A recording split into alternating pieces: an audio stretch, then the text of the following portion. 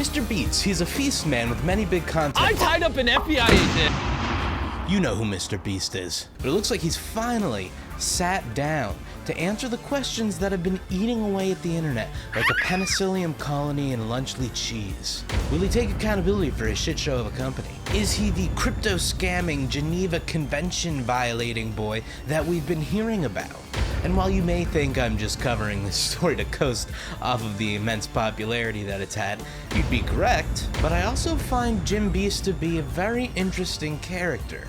He has the wealth and corporation akin to that of the world's biggest entrepreneurial fail-sons and tech bro megalomaniacs, but makes videos like this. And this is a random subscriber. And if he stays in this circle for 100 days, I'll give him $500,000. They range from the age 1 all the way to age 100. And they're going to be competing for $250,000. I have built the most deadly obstacle course in the world. These 5 tanks are literally about to rain missiles upon this $500,000.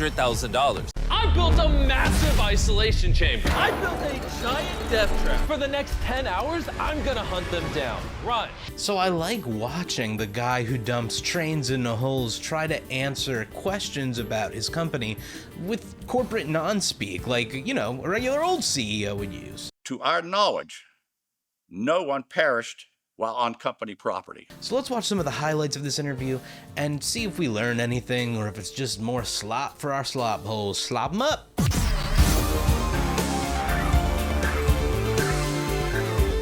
Alright, so first of all, it's Oompaville who's conducting this interview with Mr. Beefts here, and I think that's kind of an interesting choice.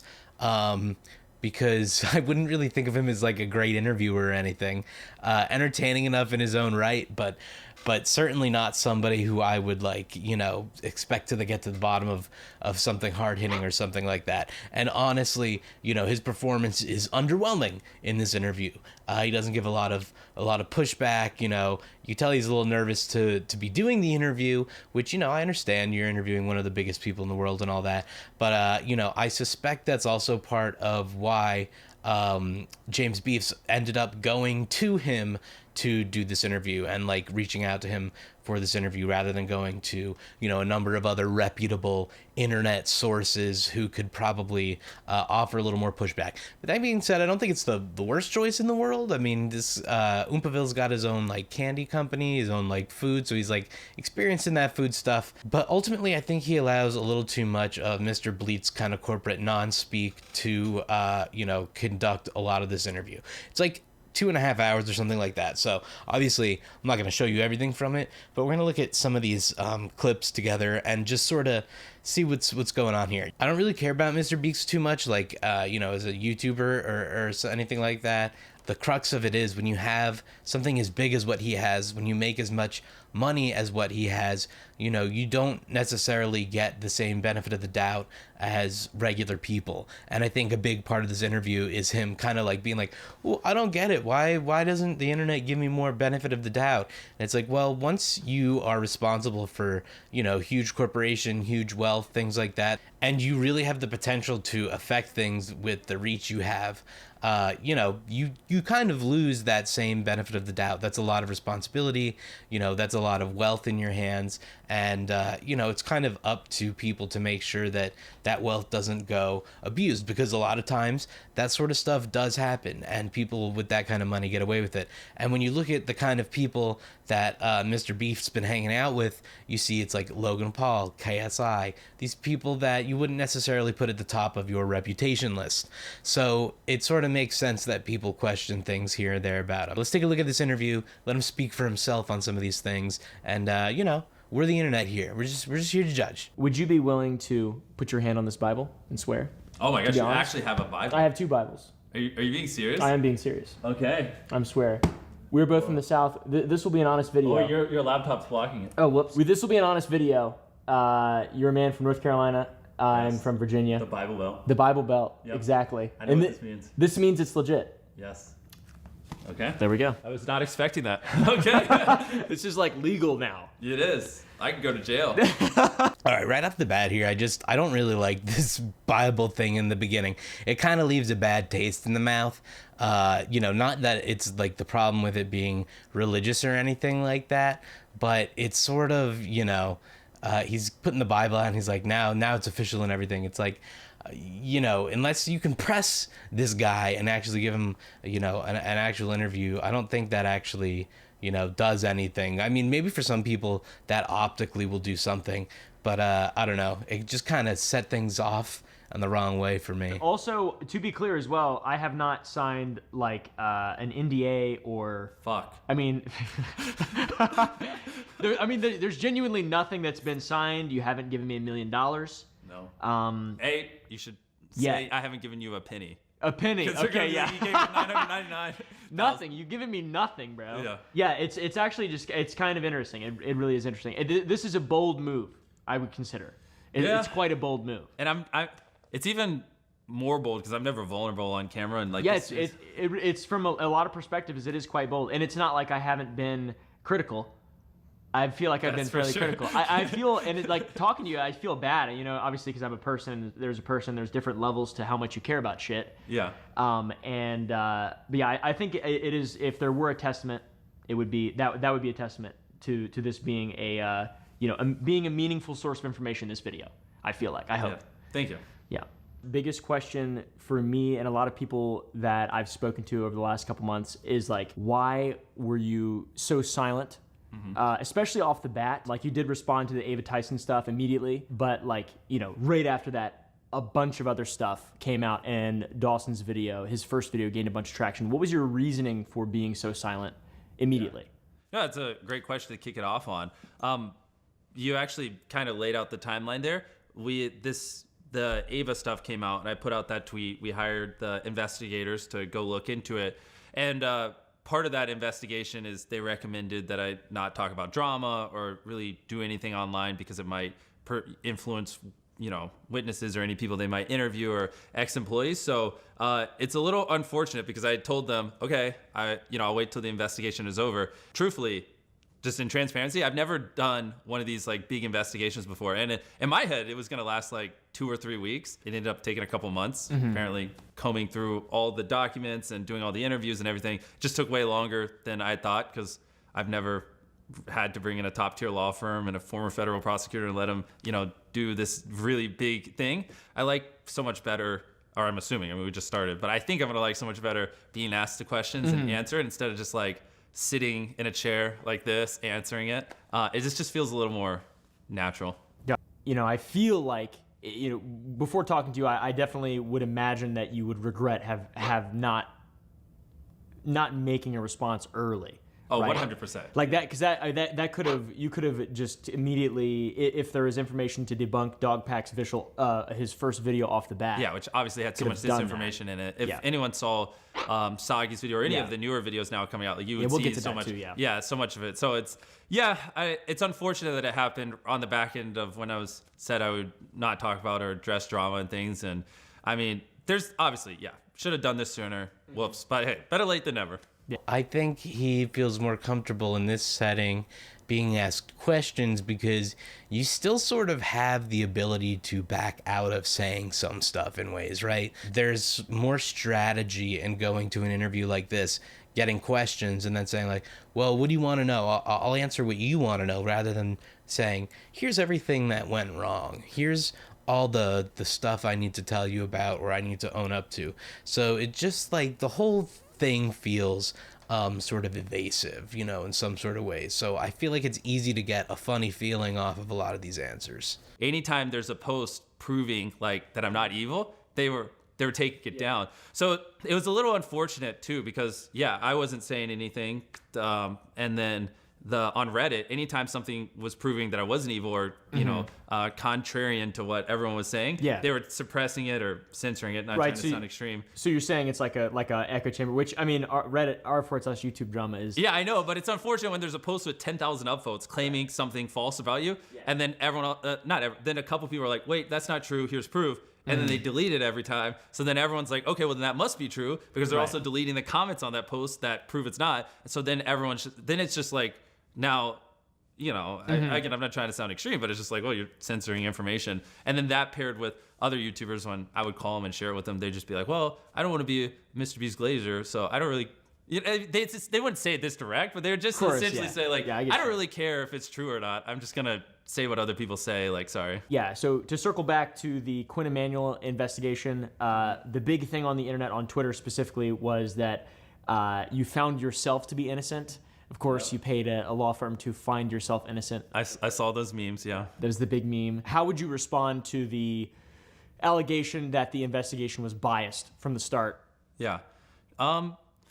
So, first off, to just set the foundation, I think a lot of people are saying, "Oh, of course, Jimmy did an internal investigation and found himself, they didn't find any wrongdoing," which is also not true. Which I assume we'll go into that more later. They did find some wrongdoing, just not in regards to like the serious Ava allegation. So that's a false truth. And then on top of that, it wasn't an internal investigation. It was an external investigation, which was clearly laid out in the things we showed. Yeah, a third-party investigation. Yeah, exactly. Yeah, we hired Quinn Emanuel, which is one of the top law firms in the world. Like, I mean, it was very expensive, but I intentionally picked them because they have a reputation, and they're not just going to destroy their entire business to be biased towards me. You know what I mean? That's right. We just covered two back-to-back things that make sense. A, you waited a long time for the investigation, and B, you paid like a very reputable law firm, whatever, to investigate. Both of those things make sense logically from your perspective, but also optically from the outside looking in. For people who are just seeing the allegations, they're like, "Oh, this guy looks guilty." Yeah. He's building this big sort of law team, and he's not responding, and he's like it. So it's kind of bizarre and unfortunate because like it does make sense. Like from a logical I mean, perspective. because there's two things I could do. I could do an internal investigation. Yeah, but that's great dumb idea. because I don't want to audit myself. Let your mom do it. Yeah, exactly. I'll let my mom do it, or I could do an external one. That's what we did. And again, it's like because I didn't have control over it. Obviously, if I did, I would have been like, "Bro, do this in 2 weeks so I can get this out there." Like I didn't want it to take months, but I mean that's part of an external investigation. You don't have. Would you consider making some details of the investigation that have yet to be seen public? Obviously, there's like a level of confidentiality that is required legally. Exactly. Just from what I know about like retainer contracts with lawyers and working with third-party investigations, things like which I don't have any experience with anything that big, obviously. Yeah. But maintaining a level of compliance, like, I mean, if there's like a retainer contract, something showing that you shouldn't. Now this is where I'm ignorant. Like I don't even know really what a retainer contract is. But Yeah, I mean, like if there's any way I could, of course. Like your third party saying, "Jimmy, don't talk," like just basically giving credence to what you're saying even more gotcha. so, more evidence of what you're saying. Yeah, I mean, that would be something I'd have to like go talk to the team on. But, Yeah, I mean, that would help. if me. that's something where people desperately want transparency, I mean, Yeah. we can figure something out.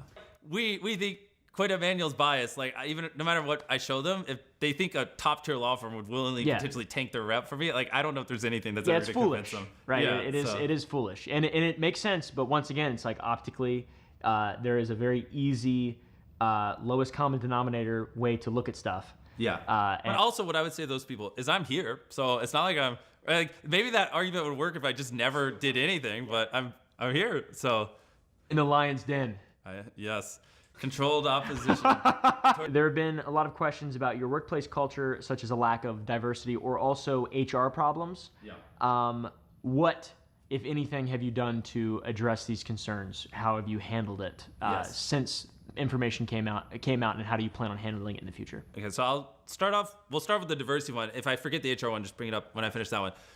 Pretty crazy amount of diversity in our company. So because we have 400 people that work for me. It's not just me and the boys on the camera, which is the 5 you see. So that one, the few people have claimed that like they don't have any data to back it up. So I guess I probably should have brought some data here. I don't want to just say percentages off the top of my head. If you have, I'm sure you've got some kind of But pull something from HR. I really that one I just don't think is rooted in anything. And then what was the second part? HR, yeah. How have you handled HR problems? What HR problems? Have popped up? So that one, I mean, it's a little bit of a general question, but yeah, I mean, obviously, in general, a lot of people, I've seen a lot of things about HR stuff in my company, and I think one thing people don't have is just the context. Like, I think they think my channel is just like 5 people or 10 people or 20, whatever. Like, they don't realize the size of it. Like, specifically because our videos have gotten so big. I mean, I'm gonna give a little range because depending on how many people we've hired in the last month, it's somewhere between like 250 or 300 people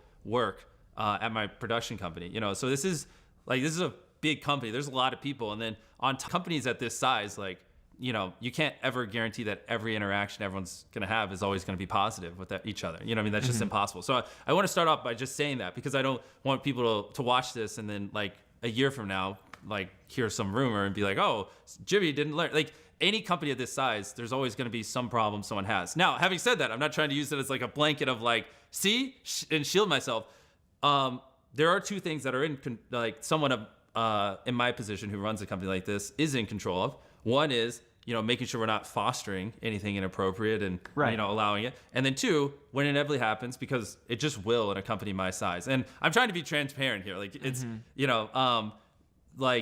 how do you respond to it? And then and the making sure you're not fostering it. Part of Quinn Emanuel, when we had them do their investigation, is I had them look at every system in my company. I had them talk to my employees and see if there's anything they could bring to Quinn Emanuel's attention that they could make me aware of. And I think it was in the report, is like we established an anonymous hotline, because Quinn Emanuel was showing me data that sometimes people don't feel comfortable talking to HR or their boss, and if you have an anonymous hotline that goes to someone outside the company that can hear a complaint and then beam it into you without disclosing who it was, you'll get more honest feedback, because there's so they showed us a lot of things like that. Also making sure we're not fostering it. I think it's also in there as well. We leveled up our C-suite, because I've had a lot of people that have grown with me, but like me, they've never ran a company that has hundreds of employees before. So I actually just hired a couple of people who have worked on Fortune 500 companies, who have actually ran companies of this size before. And so, they've shown me lots of things that bigger companies do that obviously I'm just ignorant on, because I'm a YouTuber. You know what I mean? Like I said, you can't ever guarantee when you're working with hundreds of people full-time, and then when you add part-time people, potentially over 1,000 sometimes, you just got to make sure if there are issues that, actual real issues, like if someone complains because someone peed on a toilet seat, I'm not, but if there's an actual serious issue, then, we'll bring in professionals who experience and, getting down to it, interview them, gather the information. I'll recuse myself. I don't want to be the arbiter of truth. And then, those experts who are experienced in handling those things, they'll tell me how to handle it. If they tell me to fire someone, I fire them. If they tell me to whatever, I'll do it. You know what I mean? I don't want to be the one who makes those decisions. So, and transparency, that's kind of, So I think this is one where a lot of YouTubers, people who have covered this type of thing, don't really understand that HR is a real living and breathing organism in business, and if you don't maintain it, it can become a problem for a normal business. But when your business is someone like you whose reputation is on the line, I also have a bunch of businesses. I've got 60 employees, and we have an HR department. And something happens once a month where someone gets an anonymous report, and then we have to solve that problem, and then we actually You're evil. Yeah, and that's that's how it feels sometimes. Yeah. But I'm not involved, obviously, in that stuff, and my YouTube side is very compartmentalized. So the way that I do that, it makes sense to me. I want to be as detached as much as possible from the day-to-day operations of the actual business. You're saying you're running the company. Is there a world in which what is your job title? Is there a world in which you step back and you are just not an actor necessarily, but you're the guy, you're Mr. Beast, and you let the business be operated by an entity to where you can stand beside it, essentially, instead of being at the head of it? No, I mean, at the end of the day, it's my channel, it's my company, so I wouldn't take it that far. I think the big thing is just bringing in people who have actually ran a company at this size before, because eventually I will be more educated and knowledgeable. Every day I'm learning more on how to properly run a company with hundreds of people and better do it. But I'm still very ignorant. I probably crossed 100 employees 3 years ago or 2.5 years ago, but it's still just growing. So because across everything, if you include Feastables and ViewStats, we have over 400 employees. So it's a learning thing. But that's the thing. While I'm learning, I need to bring in people who have been there and learn from them. I just find it so weird to be a company that's so huge that you don't know all the people that work for you. And I know that we're supposed to think that's a normal thing. And, this isn't obviously something that Jim Beats is doing himself. This is just a thing that corporations do. But it's so weird because, that is dehumanizing in a way when you don't know everybody there who's making you money, right? You're making the most, so you're in charge of everything. And, that kind of goes back to your responsibility and why you don't get the benefit of the doubt immediately like other people in the world might get.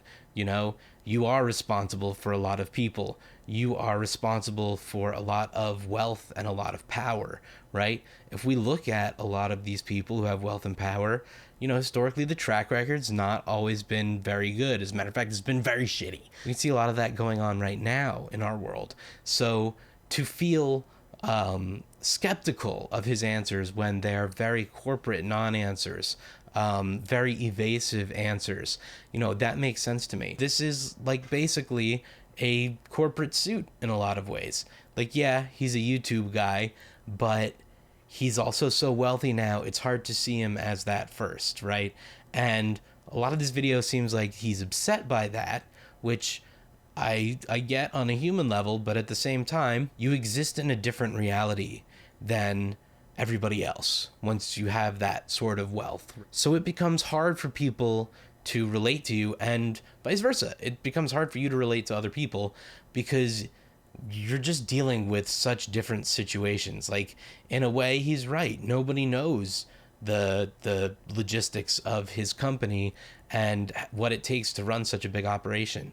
But that's why transparency becomes so critical and different for a person like Mr. Bleats. You know, he needs to be as transparent as possible to get any benefit of the doubt ever. And that's the way it should be when you have that amount of wealth and that amount of power. So it's hard for me to feel like, you know, oh, nobody's giving him the benefit of the doubt, when that needs to be earned by him, and he's not being transparent in the way that earns you any of that benefit of the doubt, right? Are you going to sue Dogpack?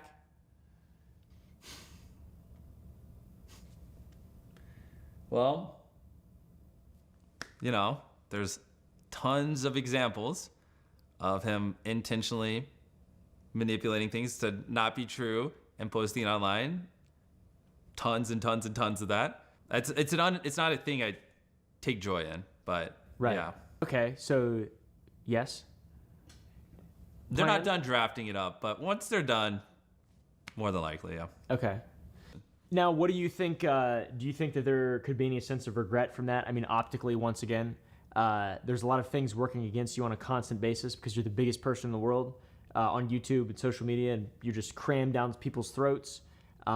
Algorithmically, like if you decide to sue this man, even if he deserves it or not, which is like obviously up to you. Well, I just want the slander and disinformation to stop. It would be the bigger reason. But you're saying, when am I worried about how that would affect me PR wise? Yeah, just like what do you think? I'm right now. I'm getting canceled because I'm not suing him, because they're saying, well, you know, Jimmy's not suing him, therefore there was truth, or Jimmy would be suing him. So at this point, I'm so big, it's kind of, most scenarios are like, either way, like there's a vast negative for me.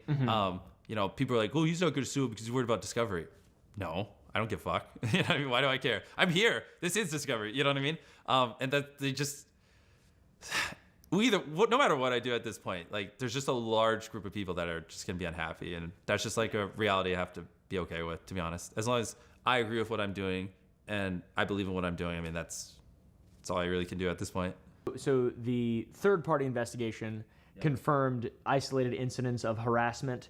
How were these incidents addressed, and you know, what systemic changes did you implement from after the investigation to prevent things like this from ever happening again? I'm assuming it's going to piggyback directly off the what we talked about before. Yeah, 100%. I mean, agreed. Like we talked about before, I have hundreds of employees, and when we brought the outside third party in, and you know, I was like, hey, talk to whoever you need to, get an honest pulse of how some people are feeling. There were some things that, you know, people hadn't made us aware of that they, you know, felt more comfortable talking to Quinn and Manuel on, which is obviously ultimately why we ended up, you know, doing the anonymous hotline and that kind of stuff. And what you asked, what did we do? How did we handle it?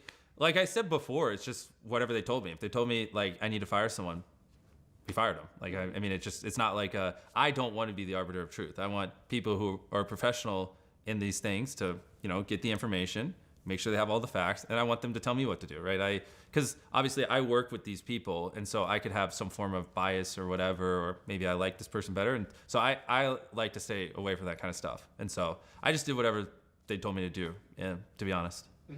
How did you feel when you found out that a third-party investigation concluded that there were incidents of harassment in your business? Yeah, I mean, the first thing I was like, well, how can we, like we talked about before, and so I started educating myself, and I've been bringing in new leaders and people who have worked in bigger companies, and I was just like, help me make sure like this kind of stuff doesn't happen and educate me on these kinds of things. Like, again, like this company is growing so fast. Like I keep saying the number 400 just so people realize this isn't just 10 employees making YouTube videos like it was for me 5 years ago. And so my first instinct was just like, educate me. Who do I bring in? How do we solve these things? And like I said before, it dials down to two things: making sure you're not fostering it, and then when it does happen, making sure you respond appropriately, and just like trying to learn everything I can in those two areas, and just find the best people in the world in those two areas to just review everything and make sure we're doing it correctly. Dude, people were fired. How many people were disciplined, fired? Was it more? Like, how did that feel, knowing that there was like an amount of people that had to be disciplined, terminated, whatever, as a result of an investigation? It's kind of things just happening basically under your nose, due to a lack of business acumen or care or whatever word you would want to use. Yeah. How did it feel? Well, I mean, like, I haven't even met all the people that work for me, because it's so big and we have people all around the world and things like that, just for context. I don't want people to think like, oh, these are people I'm just working with every single day and I was just oblivious. But I mean, it just felt like I need to improve. I need to learn more, and just, I want to fix these things, So, I mean, it doesn't feel good. Yeah. There you go. That's what I was looking for. I'm a problem solver. When there's problems, like my default reaction, like instinct, is how do we solve it? And that's what we've been obsessing over, and I feel like we've made a lot of progress, to be honest. Cool. I find it hard to believe that someone like him, runs a large company, is incredibly competent, has found huge success, is just completely ignorant on certain things some of the time, right? There are reports of wrongdoing and harassment within the company. So there are problems that need to be fixed. He claims a lot of ignorance to a lot of things, but that's just not necessarily what we see in past actions. You're the guy. I mean, if anybody could go and be as ethical as possible and do everything as perfectly as possible and actually take the moral high ground and not just pretend, it is you. You've got all the resources. You are the guy who can do all this stuff. Yeah. Like, to be honest. So, yeah. I think you will. I think you'll do all this stuff cool and right, and stop slander, misinformation, etc. Yeah. Which is good. Disinformation. Big difference. Yeah. Misinformation. They're cousins. It could be an accident. Disinformation, not an accident. There was a comprehensive report published that painted a negative light on crypto dealings allegedly associated with you. To what extent were you involved in these crypto transactions, and how do you respond to CoffeeZilla's video on you detailing these allegations? I thought he gave you a benefit of the doubt in that video. Yeah. I think he's a very reasonable guy, to be honest. I think he's a very smart, reasonable guy who cares about like doing the right thing, which is pretty rare on YouTube. How would you respond to Coffee's video? Yeah, Coffee's video and the report. Well, so I'll start off with the report. I mean, most people probably haven't even read it, but that's what kind of spawned that whole thing. Was this? Did you see it? Like yeah. So the gist of this crypto report that was. 1 second, sorry, it's not my. The gist of this report was Jimmy is too stupid to like make this kind of money, therefore it must be insider trading. This is his wallet. Clearly there was insider trading because he never would have been able to make this kind of money. When in reality, which is what I told Coffee in that statement we gave him, it was managed by a fund. So I wasn't the one managing the wallet. I've never had access to that wallet. I've never done the buying and selling on that wallet. There's a actual professional who's written books on crypto and lived and breathes crypto every second of the day managing it. So most of the allegations there are just answered by I am too stupid to do that. That's why a fund was managing it. You know what I mean?